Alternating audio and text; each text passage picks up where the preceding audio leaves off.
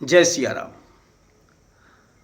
बात करते हैं नौ ग्रहों की ऊर्जा की, कि नौ ग्रहों की ऊर्जा को हम किस प्रकार से संतुलित कर सकते हैं। ऐसे कौन से कर्म हैं जो उनकी ऊर्जा को बिगाड़ भी सकते हैं और संवार भी सकते हैं। छोटे छोटे कर्म, हमारा छोटा छोटा व्यवहार, छोटा छोटा आचरण नौ ग्रहों की ऊर्जा को संवार भी देता है और बिगाड़ भी देता है। सूर्य कहते हैं कि अगर झूठे हाथ हम अपने सिर पर लगा लेते हैं तो हमारा सूर्य कमज़ोर हो जाता है, और अगर हम कंधे पर कपड़ा रखते हैं, सिर पर पगड़ी बांधते हैं, तो हम अपने सूर्य को श्रेष्ठ कर देते हैं। चंद्रमा, माँ का अपमान करना, पानी को व्यर्थ बहाना और किसी की भावनाओं को आहत करना, ये कर्म करने से हमारा चंद्रमा हमारे दुश्मन की भांति हमारे साथ व्यवहार करने लग जाता है।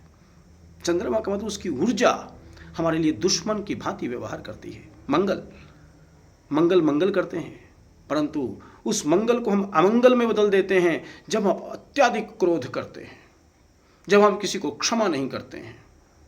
तो ये जो क्रोध की अग्नि है, इससे हमारा मंगल निर्बल हो जाता है।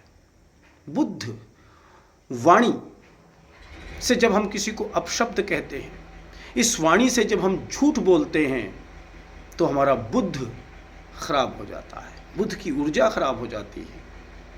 बृहस्पति यानी कि गुरु है, जब हम अपने गुरु का, अध्यापक का, टीचर का, बड़ों का, बुजुर्गों का, साधु संत महात्माओं ब्राह्मणों का तिरस्कार करते हैं, अपमान करते हैं, उन्हें अपशब्द कहते हैं, तो हमारा गुरु, जो गुरु की ऊर्जा है, वह खराब हो जाती है।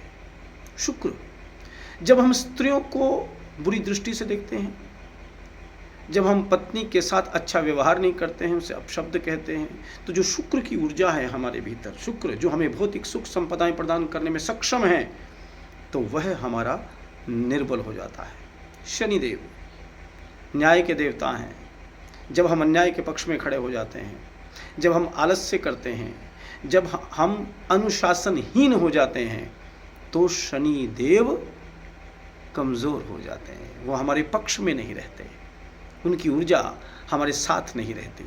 राहु, जब हम किसी की चुगली करते हैं, निंदा करते हैं, तो यकीन मानिए हम जो राहु की ऊर्जा है उसको व्यर्थ कर रहे हैं, उसको बहा रहे हैं।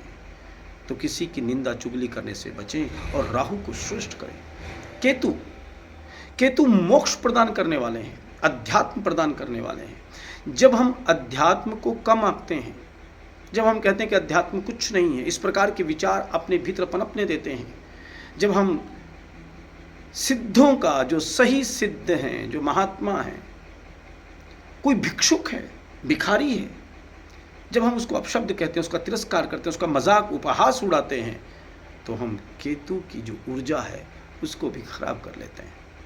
तो इस प्रकार से ये नौ ग्रहों की नौ ऊर्जाओं को हम अपने पक्ष में कर सकते हैं कि इस प्रकार के व्यवहार हम ना करें, बल्कि हर घड़ी हर किसी में हम परम पिता परमात्मा को देखें, उसकी शक्ति को देखें, उसका गुणगान करें, प्रशंसा करें और अपने ग्रहों को अपने पक्ष में करें। जय सिया राम।